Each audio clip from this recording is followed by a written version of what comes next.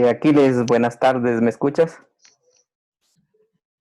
Hola Jairo, ¿cómo estás? Te escucho bien.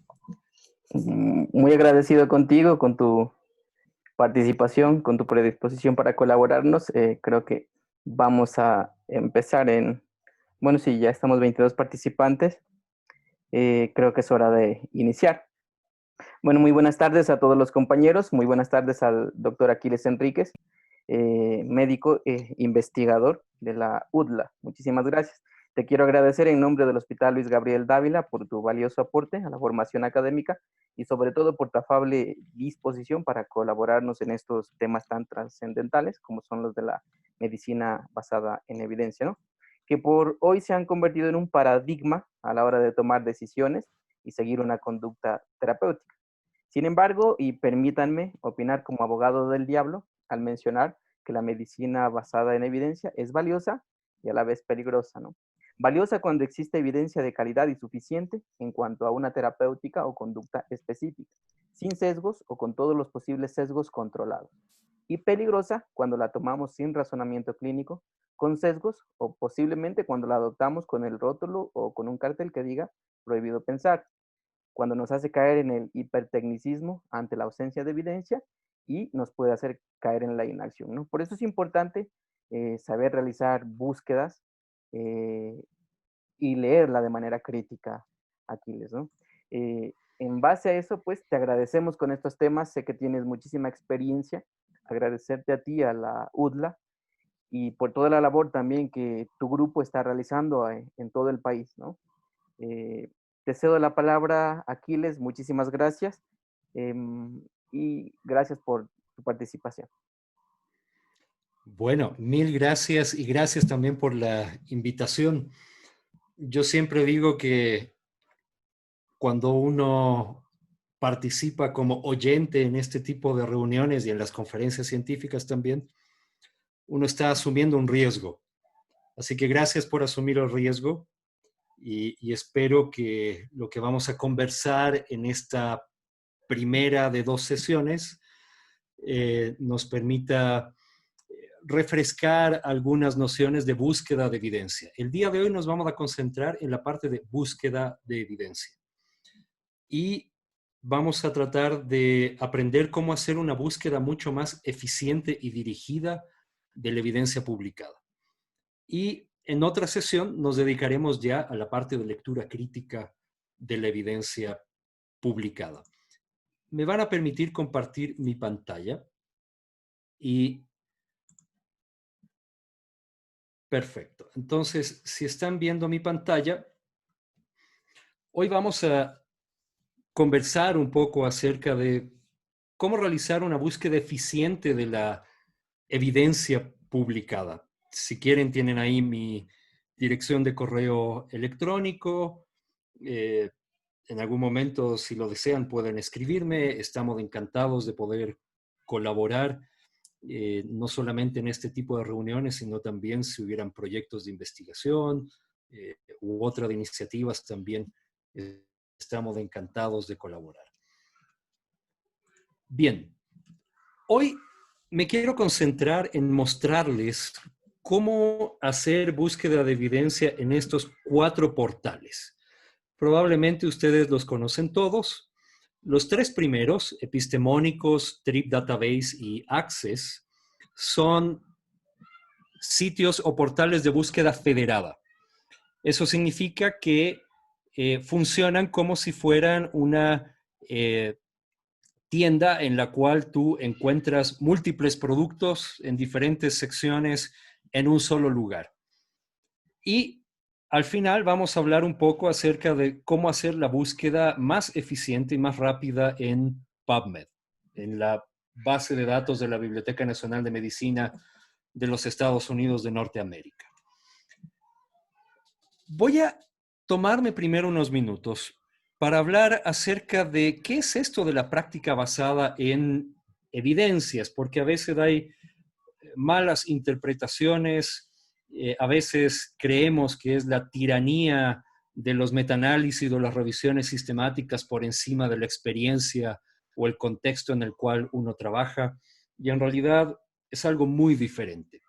Vamos a hablar también un poco de cómo se clasifican las fuentes de información. Vamos a hablar de cómo se hace búsqueda federada y cómo hacer búsqueda avanzada en PubMed. Este artículo que ustedes ven, que inició o inauguró la serie llamada El examen clínico racional, publicada en la revista de la Asociación Médica Americana, en JAMA, en el año 1992, de alguna manera marca el inicio de lo que se llegó a conocer como práctica basada en pruebas o medicina basada en pruebas, mal traducida como medicina basada en evidencias. ¿Por qué digo mal traducida? Porque la palabra evidencia en castellano, en español, tiene más bien la connotación de una verdad de la cual uno no debería dudar. Y rara vez en medicina tomamos decisiones basadas en información de la cual no podamos dudar. Siempre existe espacio para el error, siempre va a haber un elemento de incertidumbre, por lo tanto, en realidad, tomamos decisiones basadas en los mejores indicios o las mejores pruebas disponibles.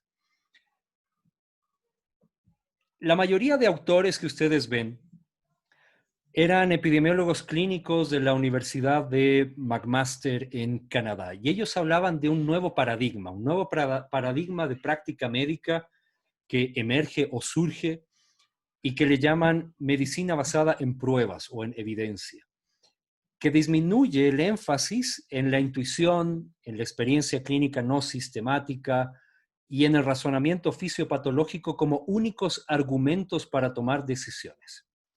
Y más bien este paradigma pone mayor énfasis en identificar, evaluar e incorporar las mejores pruebas provenientes de la investigación científica en el proceso de toma de decisiones para el cuidado de pacientes individuales.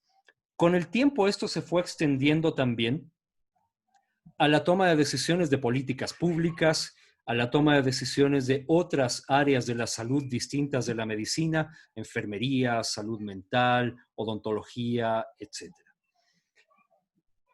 Y aquí se describe claramente que se requieren algunas destrezas claves, como por ejemplo la búsqueda eficiente de la literatura y aplicar ciertas reglas formales de evaluación crítica de la literatura publicada. Por lo tanto, cuando hablamos de práctica basada en pruebas o en evidencias, estamos hablando de la integración de la información generada por la investigación científica, normalmente a través de la observación sistemática o la experimentación, con nuestra experiencia profesional y con un contexto de práctica en el cual también los valores y preferencias de los usuarios del servicio de salud son clave. Por lo tanto, cuando hablamos de práctica basada en evidencias, estamos hablando de incorporar en la toma de decisiones 4 grandes insumos o elementos. El primero es entender bien el contexto de práctica. Lo que es costo efectivo en Estados Unidos puede no serlo en Ecuador. Una intervención que es difícil de conseguir en países europeos puede estar fácilmente disponible en Ecuador. Por lo tanto, el contexto importa y marca los límites de nuestra práctica. La epidemiología, los recursos disponibles, los aspectos culturales, las normativas son justamente este marco en el cual trabajamos.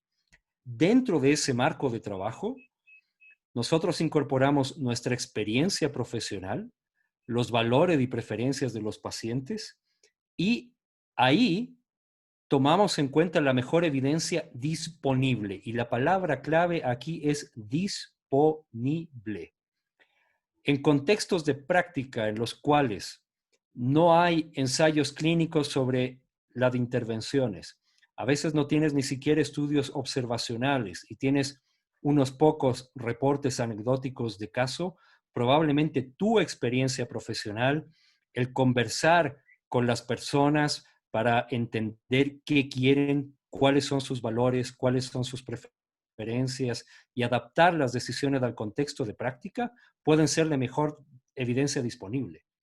Por lo tanto, si uno quiere hacer práctica basada en evidencias, hay que tomar siempre en cuenta estos 4 elementos. Si dejaste alguno de ellos fuera, estás haciendo cualquier cosa menos práctica basada en evidencias. Y normalmente la práctica basada en evidencias se describe como un ciclo de mejora continua, en donde son famosas las 5 A's en inglés, que traducidas a español serían saber preguntar, saber buscar o adquirir la evidencia, saber evaluar críticamente la evidencia publicada, aplicar esta evidencia en el proceso de cuidado de las personas y evaluar o retroalimentar si es que funcionó o no la estrategia. Hoy nos vamos a concentrar en los 2 primeros pasos y en la siguiente sesión nos concentraremos ya en la parte de lectura crítica. Cuando hacemos preguntas, hay diferentes tipos de preguntas. Hay preguntas que buscan llenar vacíos gruesos o vacíos generales de información. A estas preguntas les llamamos preguntas básicas o preguntas de preparación. Y son más frecuentes mientras menos experiencia tienes en el manejo de un problema o de un tema. Por ejemplo, yo voy a poner algunos ejemplos que tienen que ver más con la práctica obstétrica porque durante muchos años yo fui entrenador de soporte vital avanzado obstétrico, por lo tanto es un tema que, pese a que soy médico familiar, me apasiona el tema de cuidado obstétrico. Así que muchos de los ejemplos que voy a poner parten de esa experiencia.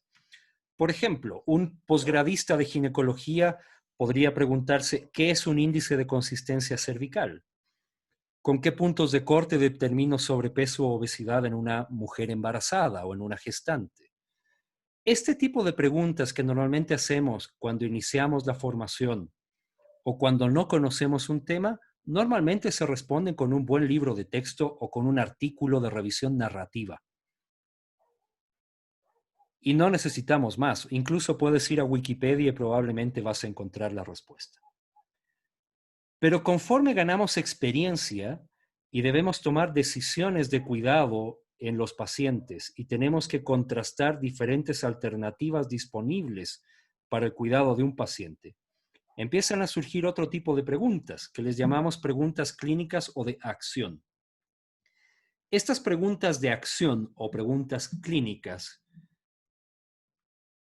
ya son un poco más complejas y normalmente implican definir claramente una población, definir claramente un problema, definir claramente una intervención, un indicador o una exposición y los comparadores relevantes para conseguir un desenlace o un resultado que nos interesa. Por ejemplo, discutíamos hace varias semanas con algunos colegas si es que medir de forma rutinaria en embarazos de bajo riesgo la longitud del cuello uterino durante las semanas 20 a 25 permitía predecir qué mujer va a tener un parto pretérmino y por lo tanto intervenir allí.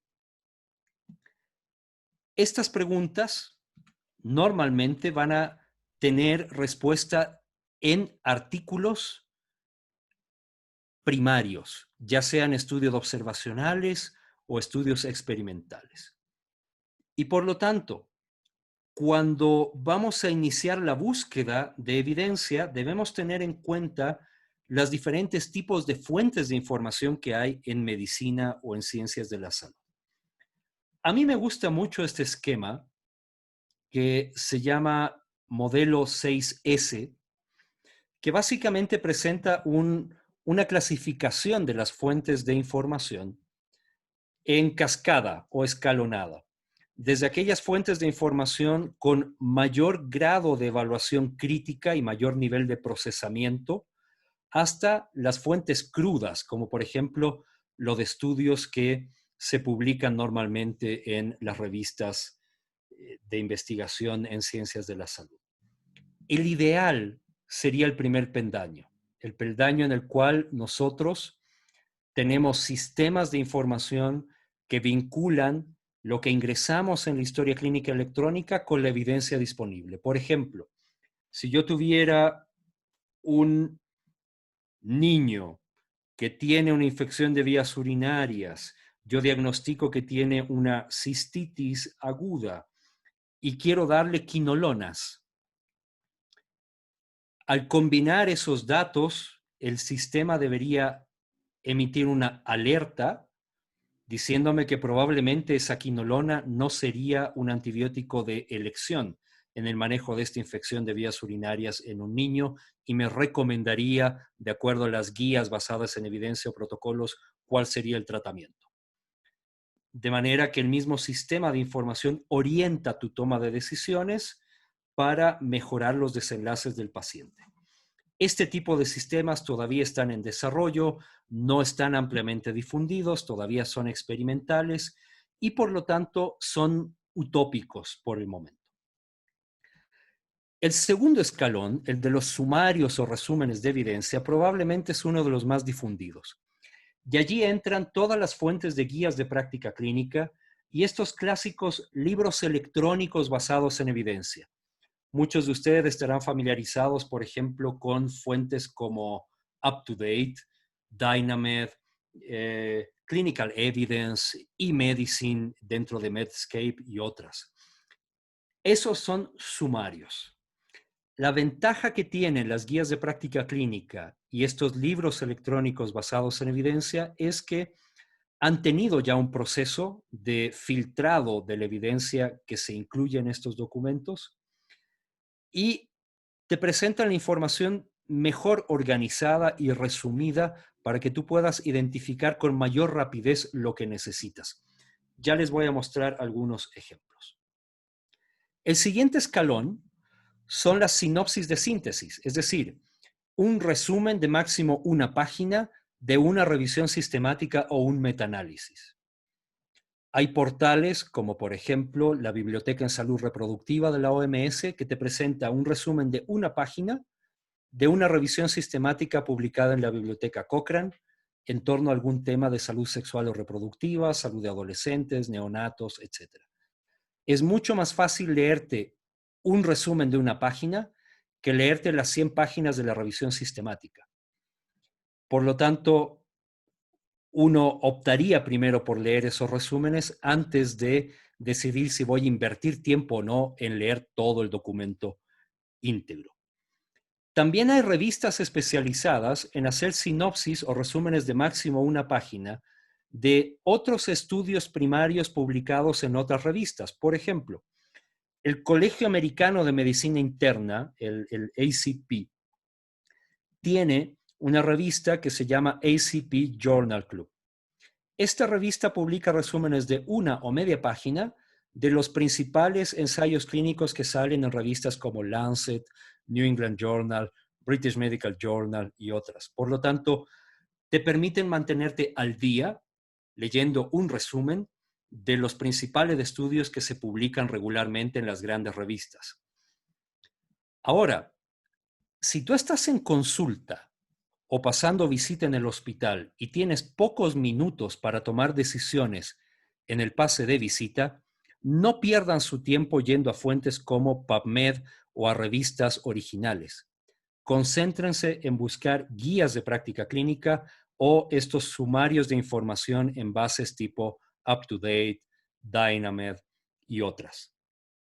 En cambio, si yo voy a hacer investigación, porque tengo que hacer, por ejemplo, mi trabajo de titulación o tengo que hacer mi tesis de posgrado o estoy haciendo una maestría o un PhD, debo ir a las fuentes crudas y en donde yo debo ejercer las destrezas de lectura crítica de lo que está publicado. Y ahí es donde entran las revisiones sistemáticas disponibles en bases de datos, como por ejemplo la Biblioteca Cochrane, o los estudios primarios que encontramos normalmente en las diferentes revistas médicas. ¿Por qué digo que son fuentes crudas? Porque exigen que tú hayas desarrollado las destrezas para entender la información que está publicada e interpretarla. Tú deberías saber qué significa, por ejemplo, una mediana de sobrevida global, una mediana de sobrevida libre de progresión, un hazard ratio, la diferencia entre un hazard ratio y un odds ratio o un risk ratio o razón de riesgos, cómo interpretar un likelihood ratio positivo o negativo, un valor predictivo positivo o negativo, la sensibilidad, la especificidad, una curva ROC, etcétera. Si no estoy familiarizado con esos términos de estadística, de nada sirve leer el último artículo publicado en el New England Journal of Medicine porque probablemente no voy a entender o no voy a interpretar adecuadamente esa información. Por eso es mejor empezar primero con estas otras fuentes precocidas, por decirlo de alguna manera, y a partir de allí ir profundizando en la adquisición de toda esta jerga que tiene que ver con bioestadística, con epidemiología clínica, para desarrollar destrezas de lectura crítica.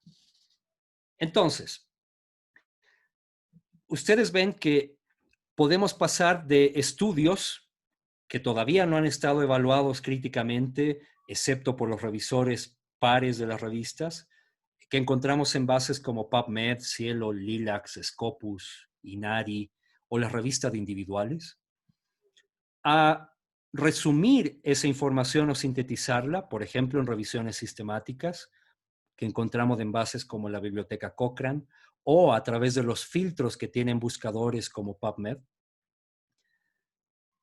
a sinopsis de estos artículos y a sumarios que normalmente se integran ya en las guías de práctica clínica o en estos textos como Dynamed, Best Practice, Up to Date y otras. Pero la búsqueda debe seguir una regla básica del comportamiento humano y es la ley del menor esfuerzo. Todos queremos encontrar información útil, que sea relevante para nuestra práctica, que sea científicamente sólida o válida y que nos cueste poco trabajo encontrarla. Porque si yo tengo un paciente hospitalizado hoy, debo tomar decisiones hoy. No me sirve encontrar el artículo para resolver el problema del paciente la próxima semana. Por lo tanto, queremos concentrarnos en identificar información que nos sirva para cambiar la toma de decisiones. Y la buena noticia, colegas, es que menos del 3% de todo lo que se publica en el mundo sirve para cambiar la toma de decisiones. El 97% de todo lo que se publica en las revistas médicas no va a cambiar la práctica actual. La va a cambiar quizá en un futuro. Y apenas el 3% podría exigir que cambiemos nuestra práctica hoy. Y de ese 3% yo tengo que leer solo lo que es de mi especialidad o de mi área de trabajo.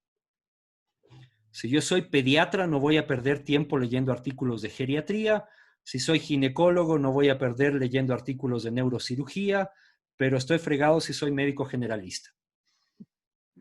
Pero de todas maneras, si uno mantiene un ritmo de lectura de un par de artículos a la semana, probablemente podemos mantenernos al día sin sentir esa sobrecarga de información o esa sensación de estar abrumados por la gran cantidad de artículos que se publican. Y ahí es donde entran estos metabuscadores o portales de búsqueda federada, que yo les decía que son como estas tiendas únicas en donde en un mismo lugar encuentras artículos electrónicos, llantas para tu vehículo, comida, ropa, etc. Estas tres direcciones, Epistemónicos, Trip Database y Access, les recomiendo que las anoten porque a través de un solo portal de búsquedas, estos ejecutan simultáneamente tus criterios de búsqueda en múltiples portales de información biomédica.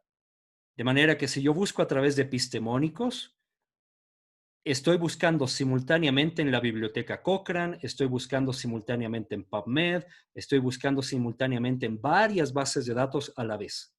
Lo mismo con Trip Database o Access.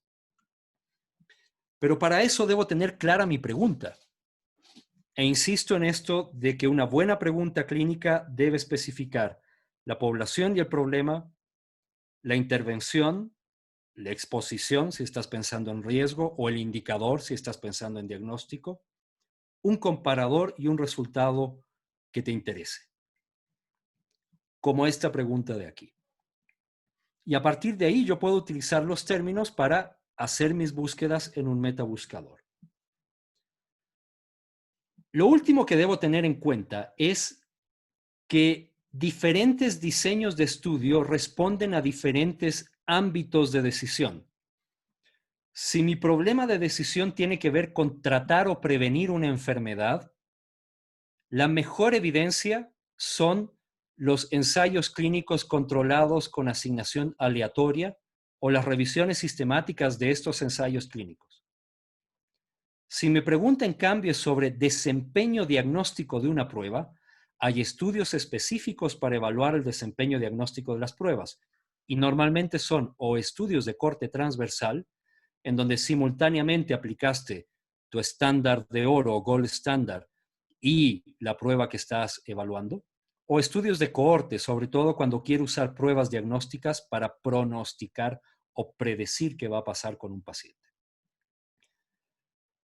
Y cuando busco en cambio estudios sobre etiología, ahí pueden servir, por ejemplo, lo de estudios de casos y controles y mejor todavía lo de estudios de cohortes.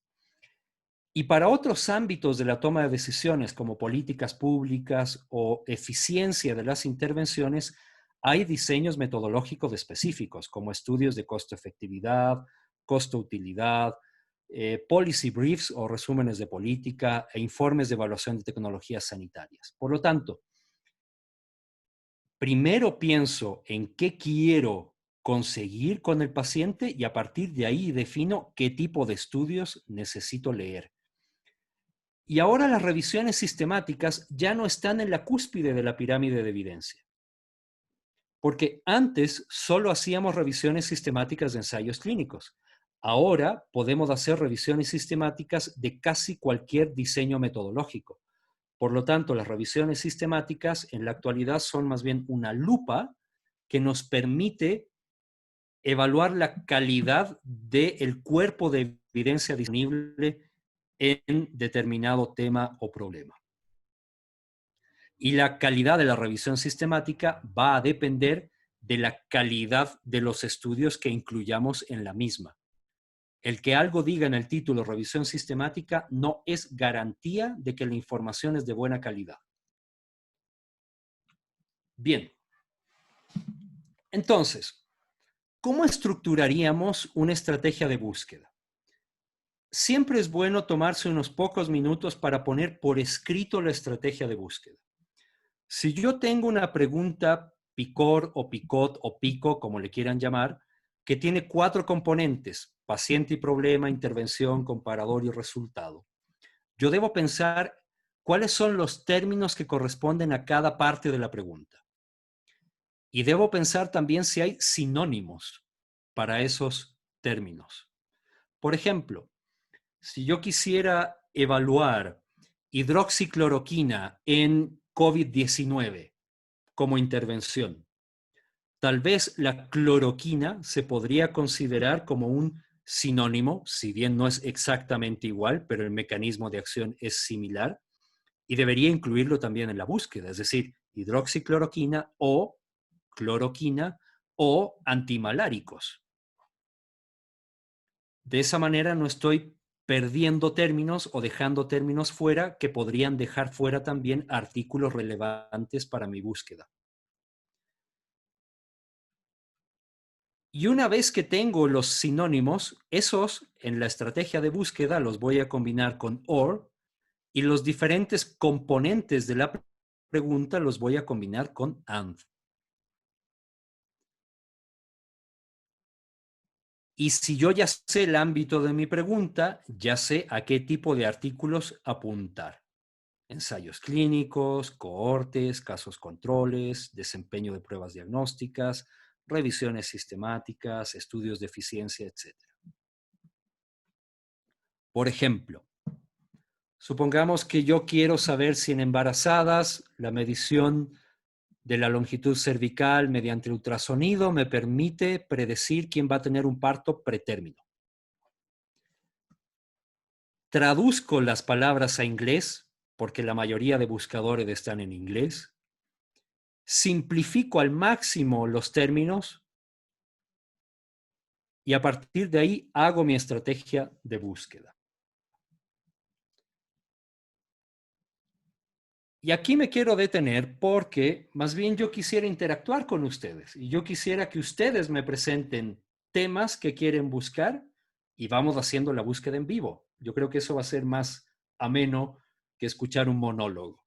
Entonces, si están de acuerdo, yo voy a dejar de compartir mi pantalla y quisiera escuchar de ustedes si es que hay algún tema, por ejemplo, en el cual tengan una duda y quisieran buscar evidencia al respecto. Me voy a arriesgar a buscar en vivo.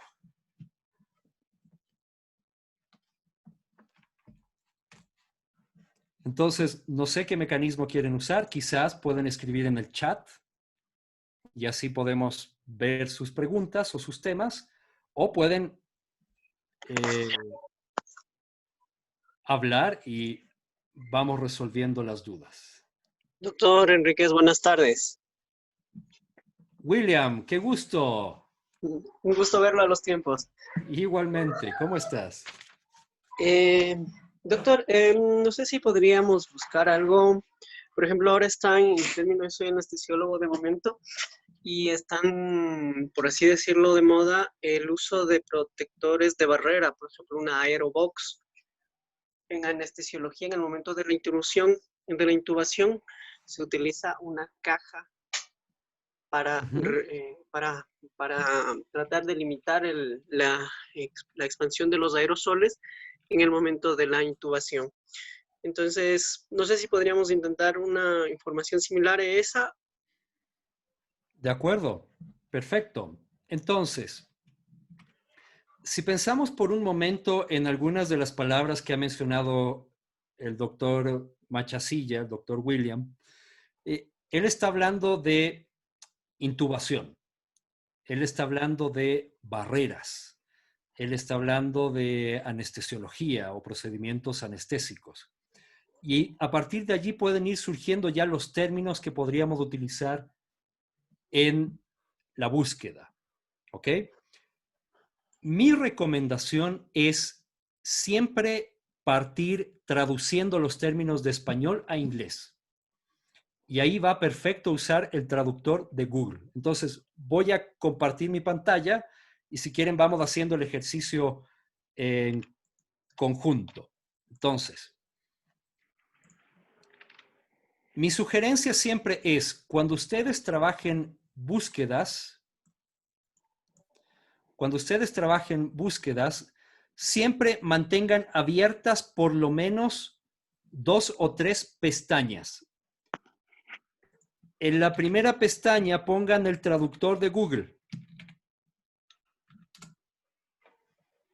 ¿Okay? Entonces voy a abrir una primera pestaña con el traductor de Google para poder traducir los términos de español a la izquierda a inglés. Porque a veces uno se equivoca al escribir el término en inglés, no encuentras información y le echas la culpa al buscador, cuando en realidad es nuestra culpa por no haber digitado adecuadamente.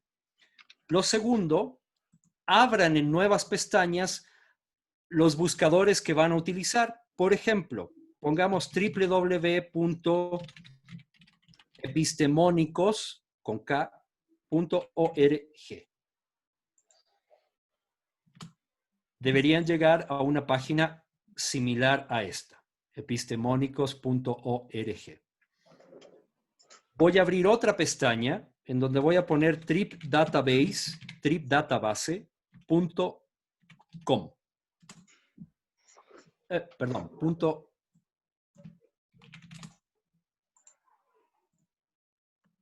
No me deja. ¿Por qué no me deja? Sí, es tripdatabase.com. Y deberían llegar a una página similar a esta. Y voy a abrir también PubMed. PubMed.gov. Antes, la dirección de PubMed era .com. En la actualidad, la dirección nueva es pubmed.gov, de government. Entonces, voy a traducir primero los términos. Por ejemplo, barrera, intubación, me imagino. Me equivoqué, puse intubación. Y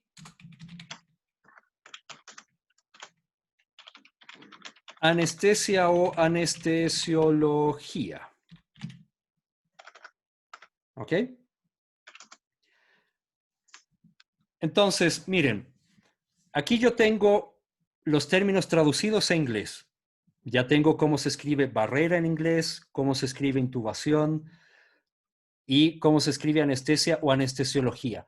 Fíjense que anestesia y anestesiología empiezan con la misma raíz. Por lo tanto, yo podría truncar ese término con un asterisco para que me busque ambos términos a la vez. Ya lo vamos a ver. Yo podría copiar ahora estos términos, por ejemplo, barrera, y pegarlo en epistemónicos. ¿Sí?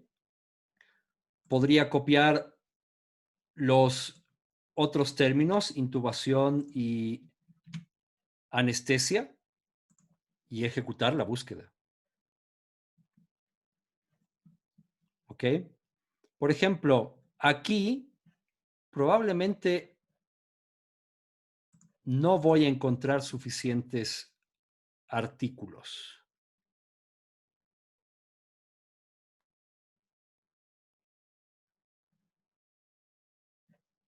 No. Vamos a TRIP o podríamos cambiar. ¿Ustedes piensan que podríamos cambiar de término? Sí, podemos añadirle el aerosol box dissemination, dissemination of aerosols. Ok, perfecto.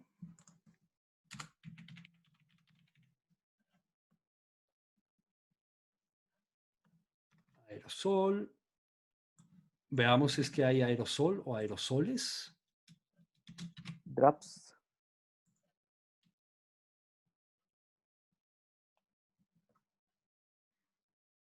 No.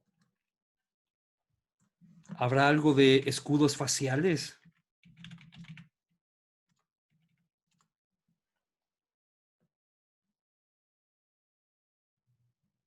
No. ¿Cajas de intubación? Intubation box. Me comí una letra aquí. Oh, aquí hay. Entonces, primer mensaje clave. La búsqueda es un proceso de ensayo y error. Y ese proceso de ensayo y error implica que tengamos que hacer la prueba de varias estrategias. Y mientras más familiarizado estamos con el tema, más fácil puede ser la búsqueda. A veces, el truco también es buscar en Google para ver qué términos se están utilizando, ¿sí? Y a partir de allí usar algunos de esos términos en nuestro buscador. Por ejemplo, aquí hay uno de Intubation Barrier Box. ¿Es eso lo que quieres, William? Sí, sí, sí, a eso me refería, doctor. Perfecto. La ventaja de encontrar por lo menos un artículo es que ahora yo puedo copiar estos términos, ¿sí? Y utilizarlo en otros buscadores. ¿Ok? Por ejemplo, voy a copiar estos tres términos y los voy a agregar en TRIP.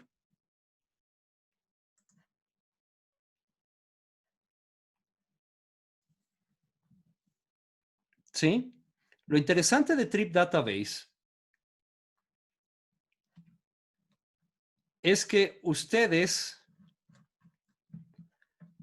van a ver que la información se las presenta clasificada. Entonces, ustedes tienen información clasificada en revisiones sistemáticas, sinopsis de evidencia, guías de práctica clínica, y hacia abajo están ya los estudios primarios, ensayos clínicos, etcétera. ¿Ok? Si yo quisiera buscar esto como una frase, normalmente tengo que ponerlo entre comillas. Aquí en Trip no encontró nada. ¿Habrá algo en PubMed?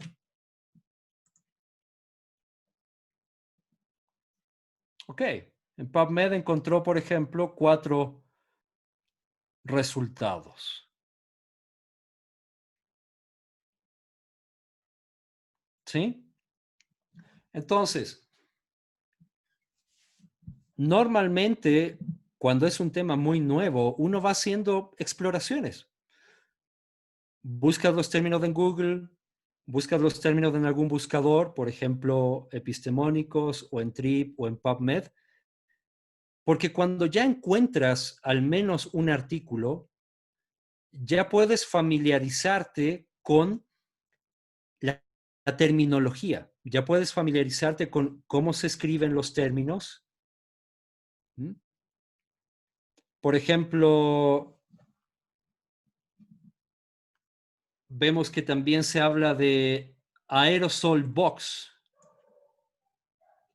¿Mm? Box barrier, la caja de barrera o caja de aerosoles. Cualquiera de los dos se podrían utilizar. Y ahí ya tengo 2 sinónimos. ¿Sí? Por lo tanto, yo podría ir combinando ahora estos en mi búsqueda en PubMed, por ejemplo. Barrier box. ¿Sí? Mejor, vamos a hacer lo siguiente. Vamos a poner barrera o aerosol y box e intubación.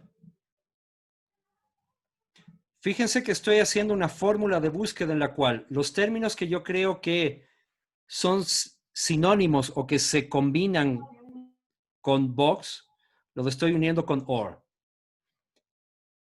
Y los diferentes componentes los estoy uniendo con and. Y miren que ahora, en lugar de 4 resultados, tengo 15.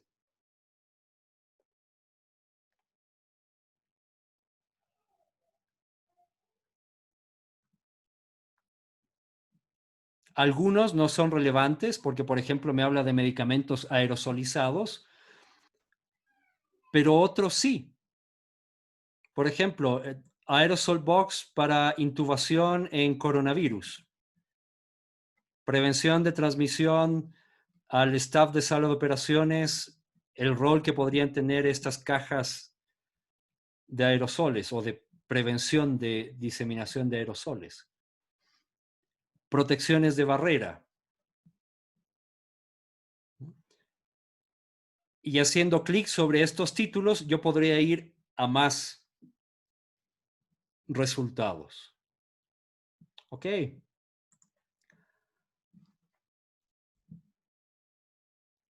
¿Algún otro tema? No sé, William, si te sirvió o no te sirvió esto. Perfecto, muchas gracias. Sí. ¿Algún otro tema de otra área, de otra disciplina?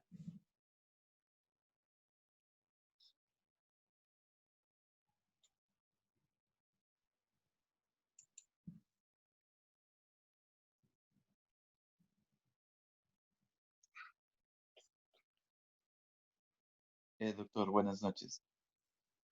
Doctor ¿Cómo está? Narváez, ¿cómo está? Buenas noches. ¿Cómo está? Doctor, el tema que ahora ha dado un revuelo a nivel internacional es el uso en sí de los medicamentos que se debe utilizar para el tratamiento de los pacientes con COVID. Ujú. Sería bueno averiguar en realidad qué tan bueno es el uso de la cloroquina o la hidroxicloroquina para los pacientes con sospecha o con COVID. Perfecto. Hagamos este ejercicio. Voy a aprovechar este ejercicio para mostrarles algunos trucos de PubMed. ¿Ok? Entonces, básicamente el doctor Narváez quisiera que hagamos una búsqueda en la cual vamos a evaluar el uso de cloroquina o hidroxicloroquina en el tratamiento de pacientes que tienen COVID-19 o infección por SARS-CoV-2. ¿Sí? Y como el ámbito es tratamiento, deberíamos, en lo posible, tratar de identificar ensayos clínicos o revisiones sistemáticas de ensayos clínicos si es que los hay. Y si no hubiera ninguno de estos, podríamos, por ejemplo, concentrarnos en series de casos o estudios observacionales. ¿Ok? Pero primero debería tratar de buscar revisiones sistemáticas de ensayos clínicos que hayan utilizado alguno de estos en pacientes con COVID-19. Ya teniendo un poco más clara la idea de lo que quiero buscar, ahora puedo ir a los buscadores. Entonces, regresemos por un momento a la página web. Voy a regresar de nuevo al traductor de Google porque voy a poner cloroquina, hidroxicloroquina. COVID-19 y SARS-CoV-2 no necesitan traducción porque son siglas, por lo tanto se escriben igual.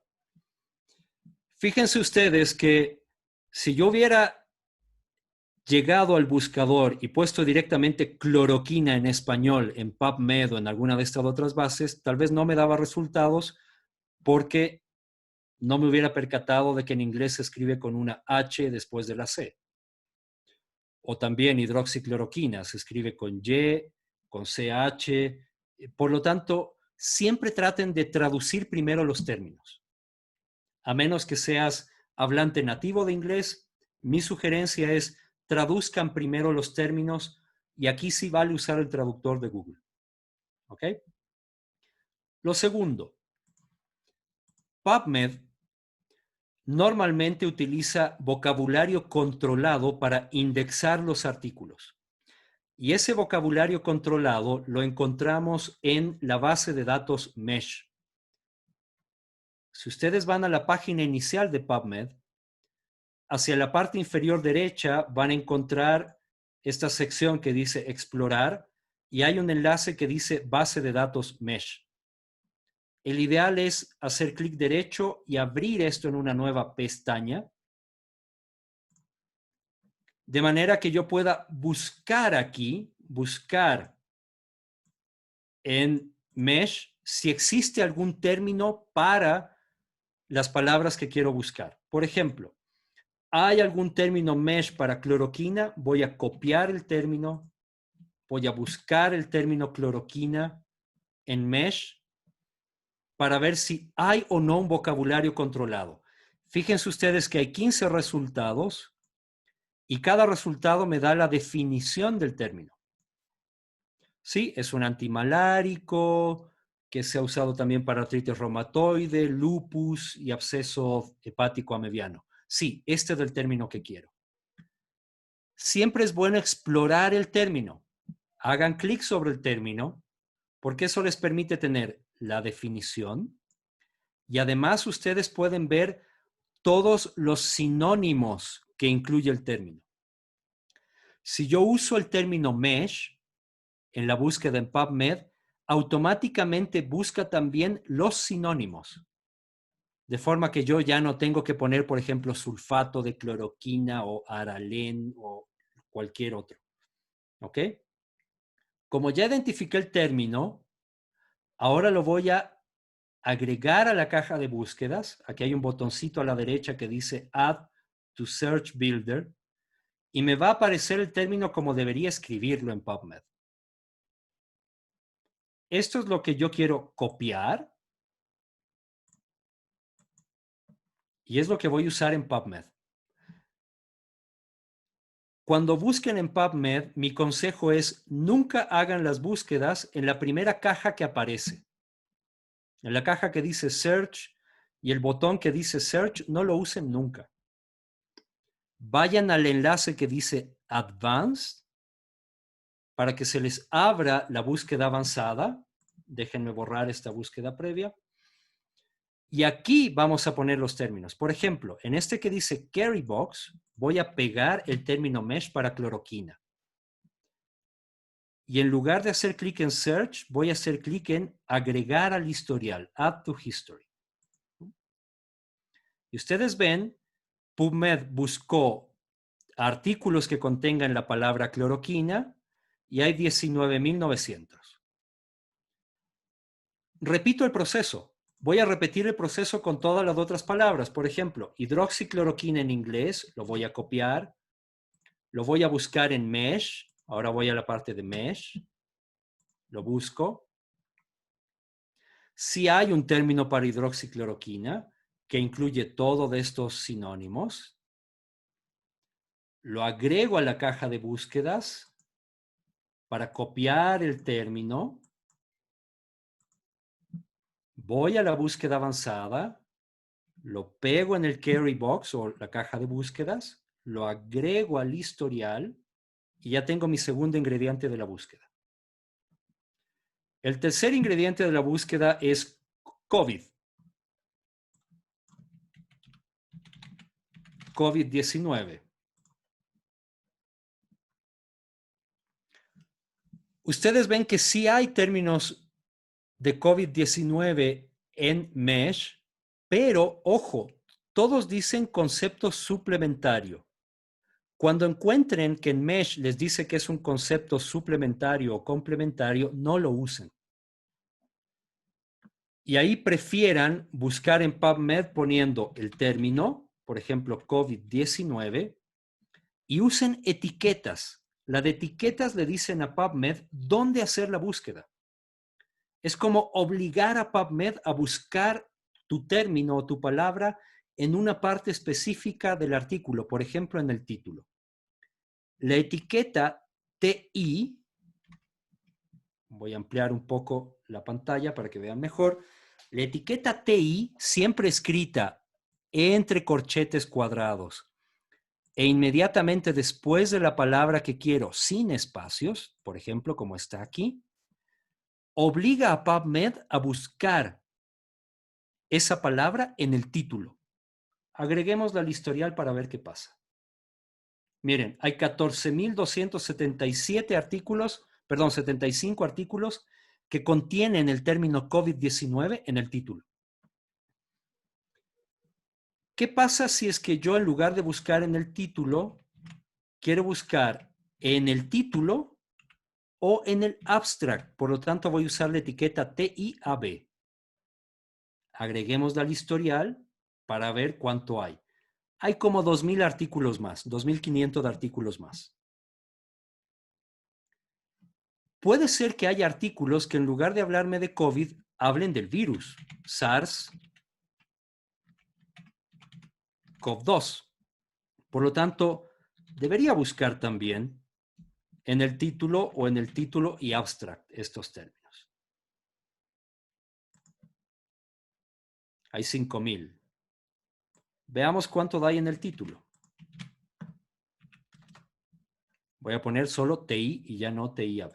Y lo agrego al historial. Hay 2.000. ¿Qué es lo que estoy haciendo para que entiendan la lógica? Estoy preparando mi estrategia de búsqueda. Todavía no he completado la búsqueda, pero estoy buscando palabra por palabra de manera independiente en la búsqueda avanzada de PubMed para que después yo pueda combinar a placer los términos. Por ejemplo, si estoy buscando un ensayo clínico, debería contener la palabra trial en el título. O puedo buscar con este comodín, que también quiero que aprendan, que se llama Systematic, SB mayúscula, SB. Este comodín, Systematic SB, obliga a PubMed a filtrar revisiones sistemáticas y metaanálisis. Por lo tanto, yo siempre pongo este comodín y lo agrego a la búsqueda porque después puedo filtrar rápidamente qué revisiones sistemáticas hay sobre el tema. ¿Ok? Entonces, lo que estoy haciendo es preparar la cocina para cocinar. Estoy picando todos los ingredientes, poniéndolos por separado y ahora puedo empezar a combinarlos como quiera. Esto a la larga es mucho más rápido que intentar todas las búsquedas directamente en la primera caja de PubMed. Ya van a ver que es más rápido. Déjenme compartir de nuevo mi pantalla. Entonces, recuerden que estoy en la búsqueda avanzada de PubMed. ¿Cómo llegaba a la búsqueda avanzada de PubMed? PubMed.gov. E inmediatamente debajo de la caja de búsquedas está este botoncito que dice Advanced. Ahí es donde hice clic para llegar a este constructor de búsqueda de avanzadas. Fui buscando cada término en el query box y agregándolo al historial para que me aparezca en la lista de resultados. Y ahora puedo combinar. Por ejemplo, artículos de cloroquina, agrego a la búsqueda. ¿Sí ven? Lo agrego arriba. O hidroxicloroquina. Agrego al historial. Hay 16.900 artículos que hablan de uno o del otro medicamento. Esto lo quiero combinar con trial. Y lo voy a agregar con and porque quiero combinar los dos términos. Fíjense en la estrategia de búsqueda cómo va quedando. La agrego al historial. Hay 253. Esto lo quiero combinar con COVID. ¿Sí? Pero antes de eso, déjenme borrar esto.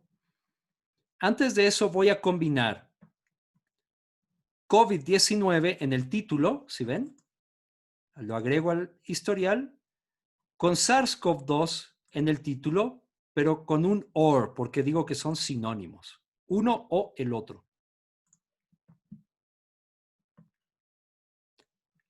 Ahora ya tengo casi todos los ingredientes. Porque, por ejemplo, voy a combinar artículos que me hablen de cloroquina o hidroxicloroquina, que me hablen de SARS-CoV-2 o COVID, lo agrego con AND, y que sean revisiones sistemáticas. Agrego al historial, hay dos. Si hay dos revisiones sistemáticas, probablemente hay varios ensayos clínicos. Por lo tanto, podría repetir la búsqueda y ahora voy a combinar cloroquina o hidroxicloroquina, COVID-19 o SARS-CoV-2 y trial. ¿Sí? Lo agrego al historial. Hay 4. Es bien fácil leerme 2 revisiones sistemáticas y 4 ensayos clínicos.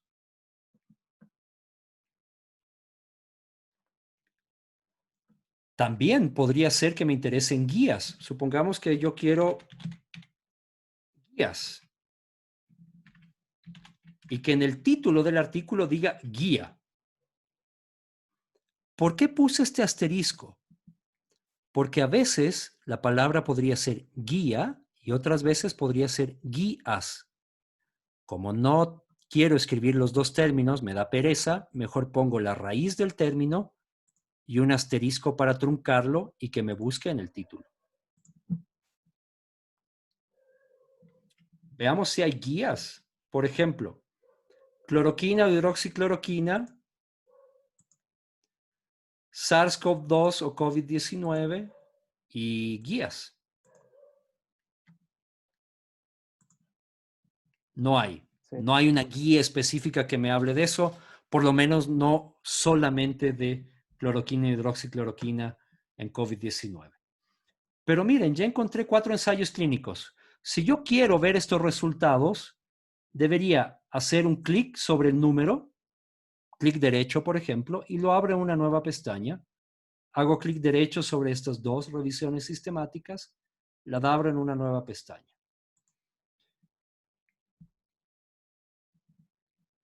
Y aquí ya tengo, por ejemplo, 4 artículos. Un ensayo clínico controlado de altas versus dosis bajas de difosfato de cloroquina como coadyuvante en pacientes hospitalizados con SARS-CoV-2. ¿Sí? Aquí hay editoriales que me hablan al respecto. ¿Ok? ¿Cuál es la limitación de esto? Igual aquí tienen revisiones sistemáticas. Miren, revisión sistemática de la eficacia y seguridad de cloroquina para el tratamiento de COVID-19, publicada en el Journal of Critical Care, junio del 2020.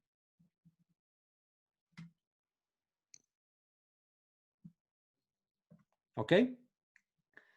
¿Cuál es la limitación de esto? Que en temas que avanzan tan rápido como COVID, probablemente muchos de los artículos se están publicando antes de la revisión por pares, como preprints. Y lo que yo voy a encontrar en PubMed o en la mayoría de bases de datos no son preprints. Son artículos que ya fueron revisados por pares por la revista, ya fueron aprobados por los editores de la revista y ya pasaron a formar parte de los artículos oficialmente publicados en la revista. Pero si yo quiero saber qué se está trabajando y que todavía no está en las revistas, debería ir a buscar preprints. Hay por lo menos 2 grandes bases de datos de preprints en este momento. Una se llama medRxiv y otra se llama bioRxiv. Ya les voy a mostrar. Y ahí podríamos buscar también. ¿Ok?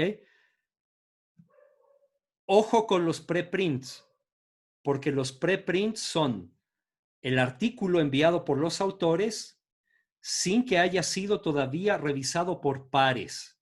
Y por lo tanto pueden haber errores metodológicos, pueden haber información equivocada o utilizando métodos erróneos, y no puedo poner toda mi confianza en esa información. El ideal es que haya pasado por lo menos por el filtro de los revisores pares de una revista antes de publicarse. ¿Ok? Pero lo que yo les quería mostrar era esta estrategia, que es muy útil en PubMed. Busco cada término por separado y una vez que busqué cada término por separado, ahora los combino. Si yo hago esto, podría ir construyendo nuevas estrategias de búsqueda. Por ejemplo, voy a regresar a mi búsqueda avanzada y yo digo, ya no me interesa saber sobre cloroquina, quiero saber sobre remdesivir.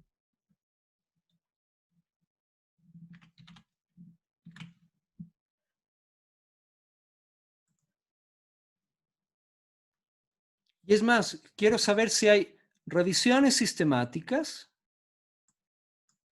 de remdesivir. Agrego estos a la caja de búsquedas, los combino. Todavía no hay. ¿Hay trials con remdesivir?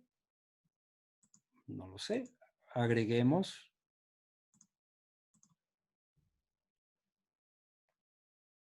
¿Dónde estaba trial? Aquí.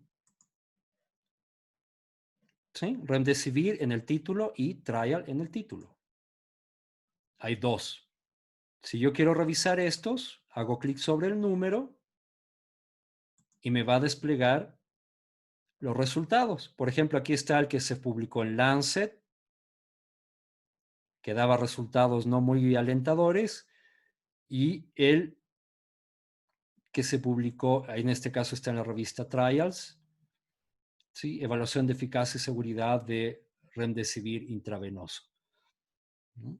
O sea, si ustedes desarrollan esta lógica de empezar siempre buscando palabrita por palabrita, poniendo la etiqueta de dónde quieres que esté la palabra, en el título o abstract, combinando con comodines como por ejemplo Systematic SB para filtrar revisiones sistemáticas, O con términos como trial, si tú quieres ver ensayos clínicos.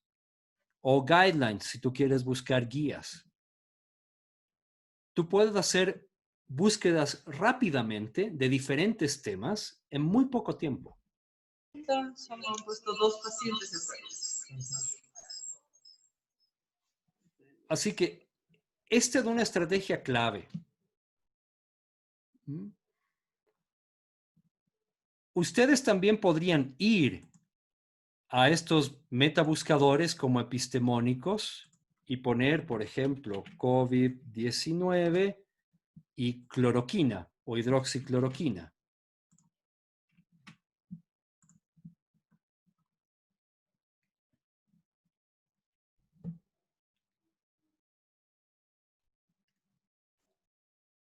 ¿Sí ven? Y aquí ya filtra, hay síntesis de evidencia, hay revisiones sistemáticas, hay resúmenes estructurados, hay ensayos primarios. Yo podría cambiar cloroquina por remdesivir.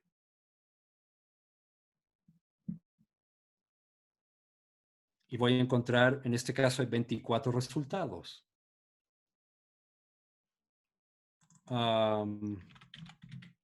Lopinavir, COVID-19 y lopinavir. ¿Ok?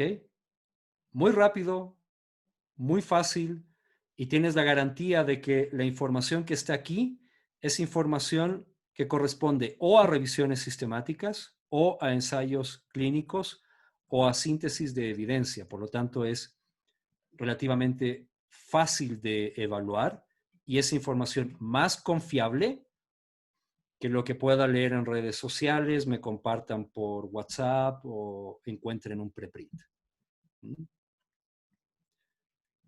Puedo aplicar lo mismo en Trip Database, en Access, pero a mí me gusta mucho PubMed. Cuando ya sabes manejar PubMed y maneja de estas herramientas de búsqueda avanzada, puedes hacer búsquedas muy fácil, rápidamente, probar diferentes estrategias de búsqueda y obtener resultados rápidamente. ¿Ok? No sé si quieren hacer un último ejercicio. Sí, se habían mencionado, ¿no? A lo largo del desarrollo de la pandemia, dos medicamentos que no se los mencionaron más. La ivermectina, cuando se la sugirió en pruebas in vitro desde Australia, y no sé si Y la entró nitazoxanida. y la nitazoxamida. No sé si entraron en algún ensayo o en alguna revisión sistemática, pero quedó allí, ¿no? No sé si podemos hacer esa búsqueda adicional. Me gustó mucho esos Claro, por ingredientes. supuesto. Hagámoslo desde cero, otra vez. Pero yo creo que eso ayuda también a fijar cómo es el proceso, ¿ok? Entonces, Perfecto. voy a compartir de nuevo la pantalla y voy a borrar todo lo que habíamos hecho antes, ¿ok? Entonces, estoy en búsqueda avanzada y está en blanco mis búsquedas. Cuando uno usa búsqueda avanzada en PubMed, los resultados te los guarda hasta por 8 horas. Entonces, si tú desde tu computadora hiciste una búsqueda en PubMed, tuviste que ir a ver un paciente, te demoraste un par de horas y regresaste a PubMed y abres de nuevo PubMed en tu computadora, todavía van a estar ahí los resultados de búsqueda en el historial de búsqueda avanzado. ¿Ok?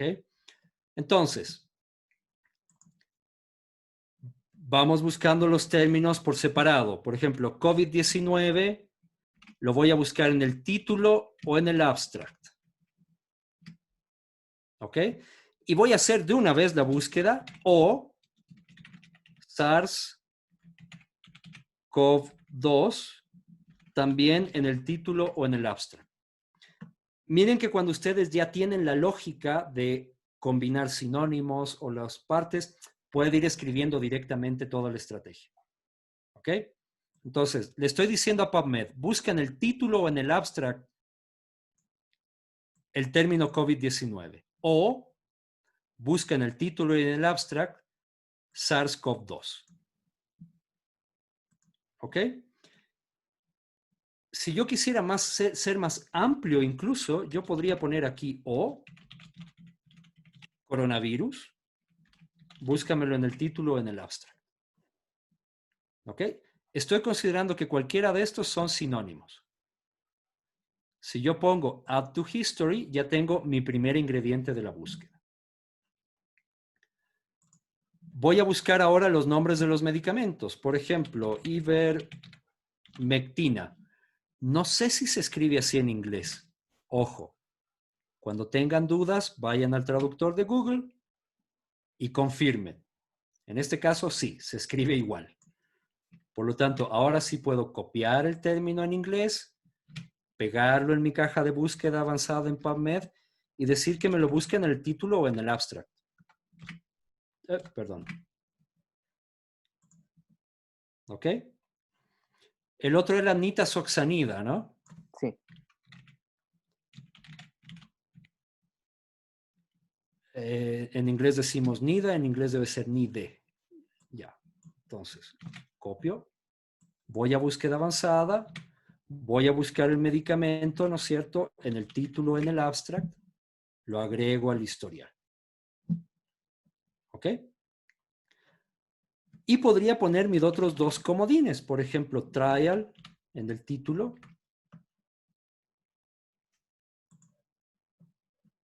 Voy a buscar revisiones sistemáticas, por ejemplo. Aquí cambia porque SB significa que le estás diciendo a PubMed que es un subject, es un tema, es una revisión sistemática. Entonces, ahí cambia un poquito. Entonces, miren, esto es como prepararte para vender en tu food truck o en tu restaurante, hacer hamburguesas. Ya tienes por separado el pan, el tomate, la hamburguesa, la lechuga, las salsas. Y conforme te van pidiendo los clientes, vas haciendo las combinaciones. Y tú dices, hay artículos sobre ivermectina y COVID-19. Claro, señor, aquí tiene ivermectina, COVID-19. Veamos qué hay. Hay 21 artículos. Y sobre nitazoxanida y COVID-19. Claro, por supuesto, nitazoxanida y COVID-19. Agreguemos al historial. Hay 14. Y de estos son ensayos, algunos de ellos. Por ejemplo, hay ensayos sobre estos medicamentos. No sé, veamos. A ver, ivermectina, COVID-19. Como ya hice la búsqueda previa, no tengo que volver a combinar. Y ahora voy a combinar con trial. Agrego al historial. No hay. Por lo menos publicados, no hay. Puede ser que estén en proceso, pero ya con resultados publicados no hay. E ivermectina, perdón, y nitazoxanida.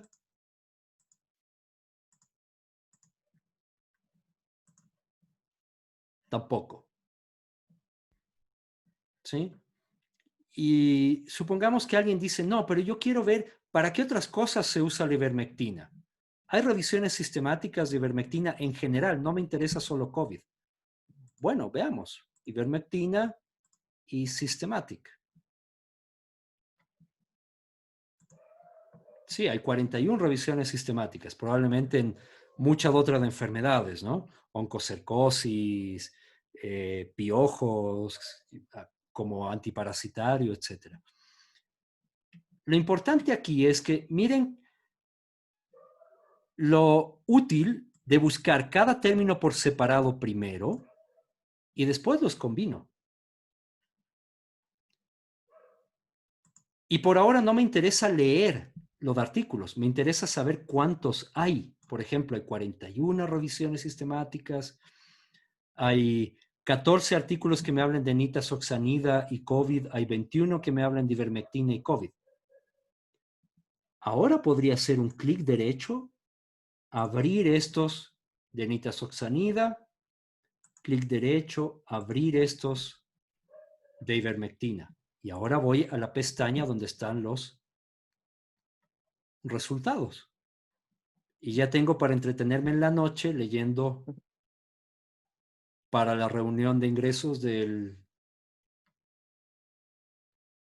siguiente día. Por ejemplo, aquí están hablando de sugerir un protocolo de nitazoxanida acitromicina. Ojo que no es un ensayo, porque vimos que no hay ensayos publicados, pero podrían ser ideas de investigación o líneas potenciales de manejo que se podrían seguir explorando. Con ivermectina lo mismo.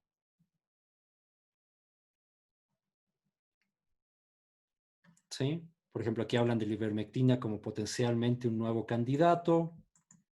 Es un artículo de revisión. Está gratis en PubMed Central, por lo tanto, si hago clic sobre este, voy a tener aquí el enlace de full text gratis de PubMed Central, y si hago clic sobre ese enlace, ya puedo leer el artículo completo. ¿Ok? No sé si está claro el proceso, y no sé si está más o menos claro el uso de la de etiquetas como TI o TIAB, o cuando uso OR, cuando uso AND. Sí, doctor, muy claro. Si manejamos de esto, nos sirve para las búsquedas que quieran. Claro. ¿Ok? No sé si fue útil esta parte. Muchísimo. Y silencié sin querer al doctor Erwin. Me parece que tenía algo que compartirnos. Doctor Erwin, ¿estás por allí? No le mencionaba que sí, que estaba muy claro. Muy útil, doctor. Qué bueno.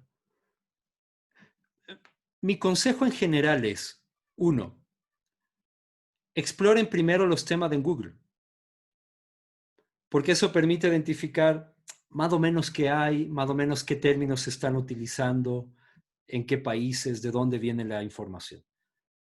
Pero de ahí, hagan las búsquedas en PubMed o en estas bases como Epistemónicos, Trip Database o en estos sitios de preprints. Para el tema de COVID-19, yo también les sugeriría que busquen primero en la página de OMS. Les voy a compartir el enlace por el chat. Si ustedes van al chat, les voy a pegar aquí el enlace de los recursos que tiene OMS para COVID-19. Si uno va a esta página de recursos de COVID-19, están por supuesto todas las guías, pero lo más interesante es ir a este enlace que dice Investigación y Desarrollo, Research and Development. Dentro de este enlace que dice Research and Development, ustedes van a encontrar la base de datos de COVID-19 de OMS. Y además van a encontrar todos los enlaces a revistas que están dando acceso gratuito a todos sus artículos de COVID y a muchos sitios también de preprints, por ejemplo, el SSRN. Entonces, si no están hartos todavía de la información sobre COVID, este puede ser un excelente recurso. Si hacen clic sobre Search COVID Database, los va a llevar al buscador de la OMS, que tiene ya más de 24.700 artículos relacionados sobre COVID. Por ejemplo, lo que buscaba el doctor de cajas de aerosol, lo que buscaba el doctor William Machasilla, de cajas de aerosol. ¿Sí? Yo podría hacer la búsqueda aquí también, y miren, hay 6 artículos. Por ejemplo, este. Y aquí yo ya he recopilado información de diferentes fuentes, recopiladas por OMS, y que se pueden buscar directamente. Por lo tanto, si el tema que les apremia es COVID-19, yo recomendaría que este debería ser un primer lugar donde buscar y complementarlo probablemente con PubMed. Les voy a compartir el enlace por si acaso. Aquí van directo a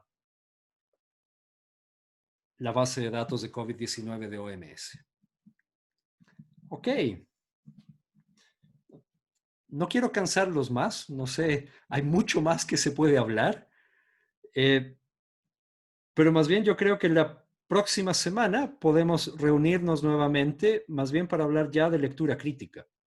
Cómo filtrar los artículos. Perfecto, doctor. Le agradecemos muchísimo su intervención. Muy interesante este hecho de cómo realizar búsquedas, ¿no? Búsquedas efectivas para no perderme en los millones de artículos que pueden existir sobre un tema en específico, ¿no? Creo que sí, en realidad todos estamos cansados ya de la temática de COVID-19, pero es importante, ¿no? Como nos mostró, podemos utilizar todas estas herramientas, toda esta lógica, utilizando las etiquetas mesh, los and, los or y los comodines, ¿no? Eh, y súper interesante. Y aplicarlo a nuestro ámbito de competencia, a nuestro quirófano en el caso del doctor Machasilla y mi persona, los compañeros de emergencia, los compañeros de pediatría pueden aplicarlo en cualquier ámbito, ¿no? En el que estén especializados. Me parece súper interesante la forma de realizar búsquedas efectivas, Doc. Bueno, encantado. Espero que le haya sido útil. Te voy a hacer llegar la presentación. Si quieres distribuirla también entre la gente, encantado, no hay ningún problema. Muy Y, agradecido. y esto de ensayo y error, es decir, es cuestión de probar, entender cómo funciona, equivocarse, volver a intentar. Y mientras más lo hagan, más eficientes se van a hacer en las búsquedas. Así que aquí hay que monear. Sí. Algo que me queda a mí, ¿no? Vimos que en Trials and eh, Systematic Review sobre la nitazoxamida y la ivermectina queda en cero, ¿no? Siempre me Así queda a es. mí esa interrogante, ¿no? De si las farmacéuticas dirigen sus ensayos clínicos o sus revisiones Definitivamente sistemáticas. sí. Dame un minuto porque tengo que entregar algo. Dale. 30 segundos, nada más. Uh-huh. Mencionaba que sí, eso es algo preocupante, ¿no? Ahora deberíamos buscar también el medicamento en este tema, ¿no? Bueno, sí, estamos cansados, pero nos toca buscar y leer en cualquier lugar sobre el tema. El antiviral que presentó Rusia, no sé también si existen revisiones sistemáticas. Y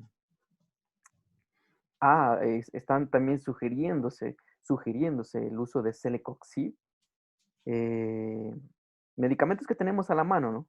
Medicamentos que tenemos a la mano en el tratamiento, en las distintas fases de esta enfermedad.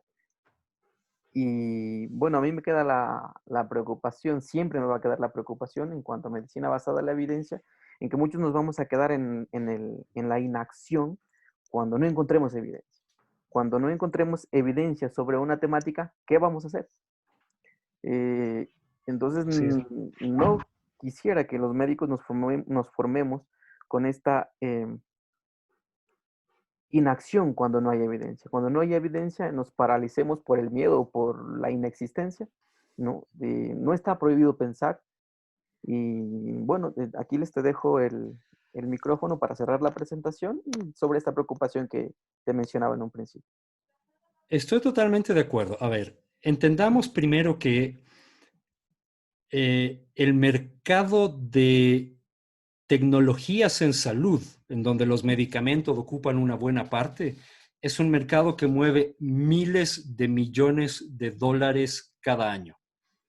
Y por lo tanto hay poderosísimo de intereses detrás de cómo se orienta la investigación y qué productos se lanzan al mercado.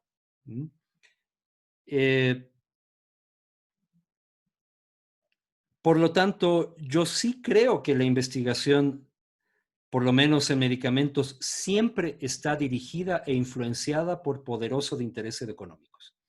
No es casualidad que el Remdesivir esté en este momento como uno de los medicamentos prioritarios en el pipeline y en la línea de investigación en el tema de COVID, si es que uno entiende que la empresa que fabrica el Remdesivir es la misma empresa que fabricó también el Tamiflu o el oseltamivir. O sea, Gilead Science siempre ha influido sobre organizaciones, incluso como OMS, para poner primero sus productos. Y lo ha hecho con el Tamiflu, lo ha hecho con antirretrovirales, como por ejemplo la tripla, y logran cambiar incluso las guías de práctica clínica para que se mencionen sus productos, incluso cuando la evidencia a veces no es de buena calidad. Ya nos pasó con Tamiflu e influenza. Entonces, yo creo que no hay que dudar que hay intereses económicos. Y por eso también hay que ser exigentes con el tipo de evidencia que le pedimos a una intervención para poder implementarla de manera rutinaria en la práctica. Lo otro también es, lo que tú dices es totalmente cierto, es decir, la práctica basada en evidencia significa tomar decisiones con la evidencia disponible y sabiendo utilizar los recursos que en ese momento tienes a la mano. Nosotros somos un recurso. Nuestra experiencia con los pacientes es un insumo importante de toma de decisiones. Yo no puedo reemplazar con un ensayo clínico 10 años de experiencia de un intensivista manejando distrés respiratorio. Yo no puedo reemplazar la destreza de un anestesiólogo en saber manejar una vía aérea difícil, solamente con una guía de práctica clínica o un ensayo clínico. Necesitamos combinarlos. La experiencia de todos nosotros es muy valiosa y es muy importante. Lo que se publique, si está disponible, es importante. Lo que quieran los pacientes y el conversar permanentemente es muy importante, porque finalmente el paciente o las personas que van a tomar decisiones por ellos cuando no sean competentes tienen la última palabra. Y por lo tanto, no podemos creer que la medicina basada en evidencia es simplemente tomar el último ensayo clínico y porque lo dice el New England Journal empezar a aplicarlo en nuestro país. Hay cosas de contexto, hay temas culturales, hay temas de accesibilidad a las intervenciones que también hay que tomar en cuenta. Cierro poniéndoles un caso. Cuando estuvimos haciendo ahora en Galápagos las pruebas para COVID-19, se iban a acabar los hisopos de rayón, de punta sintética. Y surgió la duda, ¿será igual tomar con hisopos de punta de algodón? No hay nada publicado. Bueno, probemos. Y lo que hicimos fue tomar un grupo de varias decenas de pacientes, como 50 pacientes, y se les tomó muestras con los dos. Hisopo de algodón por un lado, hisopo de rayón por el otro lado. Se hicieron las PCR, se compararon las curvas del desempeño, la carga viral que medías con uno y con el otro, y era lo mismo. Y es más, el hisopo de algodón era mejor que el hisopo caro de rayón. Y son ese tipo de preguntas las que nosotros como médicos o como clínicos también tenemos que hacernos. Porque si no vamos a estar siempre esclavizados dependiendo de la información que nos llegue del norte. Y que no necesariamente se adapta a nuestro lugar de trabajo. Por lo tanto, yo creo que esta es una muy buena época también como para alentarnos a hacer investigación, alentarnos a ser crítico con la información que nos llega y entender que nuestra experiencia también es importante. Más allá de lo que digan los artículos, la idea es combinar las fuentes de información. Y en donde el paciente también es un jugador clave en el equipo. Yo creo que si logramos hacer eso, en general vamos a mejorar nuestra práctica. Y lo último es, hay una pregunta en la medicina basada en evidencia que es, ¿por qué hago lo que hago? Cada vez que vayan a pedir un examen, cada vez que vayan a dar un tratamiento, cada vez que vayan a hablar de pronóstico, pregúntense por qué. ¿Por qué lo hago? Duden. Si no dudamos, no podemos cuestionar nuestra práctica y mejorar. Y terminamos repitiendo lo que vimos en la escuela de medicina de nuestro residente o en el pase de visita con el tratante, y terminamos haciendo medicina basada en la eminencia o en la jurisprudencia o en la providencia, en lugar de hacer medicina basada en evidencia. Y la medicina basada en evidencia significa cuestionarnos permanentemente lo que hacemos. Así que la próxima semana hablaremos más de eso. Perfecto, Aquiles. Te agradezco mucho tu colaboración.